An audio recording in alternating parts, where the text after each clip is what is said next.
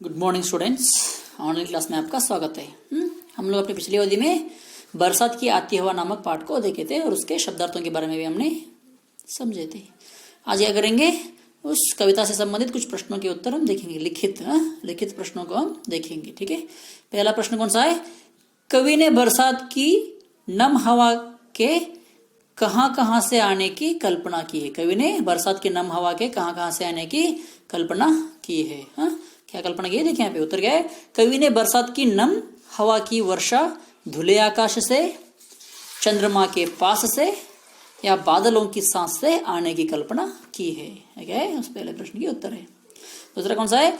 कवि की कल्पना में हवा किस किस के साथ खेलती है। जो कवि की जो कल्पना है उसमें हवा किस किस के साथ खेलते हैं, जो खेलती है। उत्तर क्या है? कवि की कल्पना में बरसात की हवा धरती के ढाल यानी कि ऊंचे स्थान, धरती की ढाल से, पर्वत की चोटियों के ऊपरी भाग से, ऊंचे नीचे स्थानों से, पेड़ों से, डालियों से और बेलों से खेलती है। ये क्या है?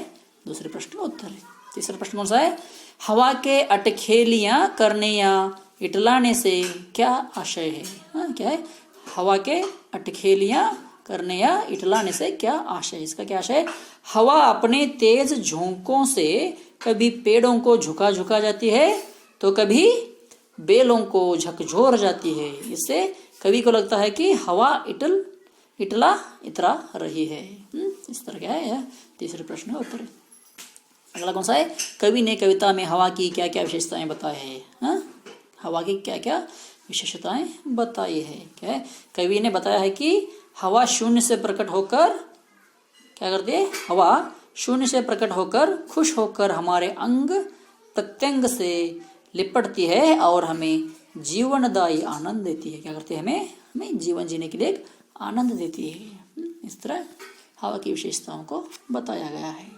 ठीक है, आगे क्या है? निम्नलिखित पंक्तियों का भावार्थ स्पष्ट कीजिए। क्या है? पहली पंक्ति, यह खेलती तरुमाल से, यह खेलती हर डाल से, हर एक लता के जाल से, अटखेलती इटलाती हवा बरसात की आती हवा। इसका क्या भावार्थ है? बरसात की हवा पेड़ों के झुंडों से, डाल डाल से और उलझी हुई लताओं को झकझोर कर उनसे क्या करती है? झकझोर कर उनसे अटखेलियां करती है तो लगता है कि वह किसी किशोरी की तरह इतला रही है। ठीक है, बरसात की हवा पेड़ों के झुंडों से, डाल डाल से और उलझी हुई लताओं को झकझोर कर उनसे अटखेलियां करती है तो लगता है कि हवा किसी किशोरी की तरह इतला रही है। ये क्या है? उस पहले पंक्ति का आशय है, भावार्थ है। आगे कौन सा है? यह शून्य से होकर प्रकट नवहर्ष से आगे झपट, हर अंग से जाती लिपट, आनंद सरसाती हवा बरसात की आती हवा। इसका क्या है आशय? बरसात की हवा शून्य प्रकाश से प्रकट होकर कभी खुशी से झपट झपट कर हमारे अंग प्रत्यंग का स्पर्श करती है तो कभी तेज झोंकों के रूप में हमसे लिपटती महसूस होती है, पर इस प्रकार यह पल पल हमें आनंद विभोर कर जाती है। ठीक है, इसका आशय है।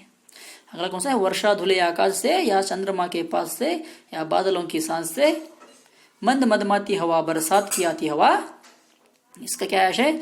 बरसात की हवा साफ शुद्ध होती है। जो बरसात की हवा होती है वह साफ शुद्ध होती है तो लगता है कि यह बरसात से धुले हुए आकाश से पैदा होने वाली है। क्या है? उस आकाश से पैदा होकर आ रही है, होने के कारण ही इतनी शुद्ध है।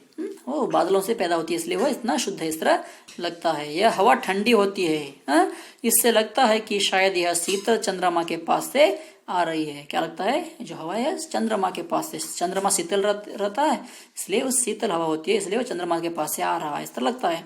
और तेजी से चलती हवा साए साए की ध्वनि करती है। हवा कैसी ध्वनि करती है? साए साए कर कर उसकी ध्वनि आती रहती है। तो ऐसा लगता है कि यह बादलों की श्वास से पैदा हो रही है। जो बादल है उनके श्वास से यह हवा पैदा हो रही है, इस तरह लगने लगता है। इन्हीं गुणों के कारण कवि ने मन में हवा के उत्पन्न होने के बारे में संशय होता है। क्या है? हवा वहीं से उत्पन्न हो रहा है, इस तरह कवि के मन में कभी कभार संशय भी होता है। क्या है? इस तीसरे प्रश्न का आशय है। ठीक है, आज की अवधि में इतना काफी है। जो बच्चे हैं उनको क्या करेंगे, व्याकरण भाग को कल की अवधि में देखेंगे। ठीक है, धन्यवाद।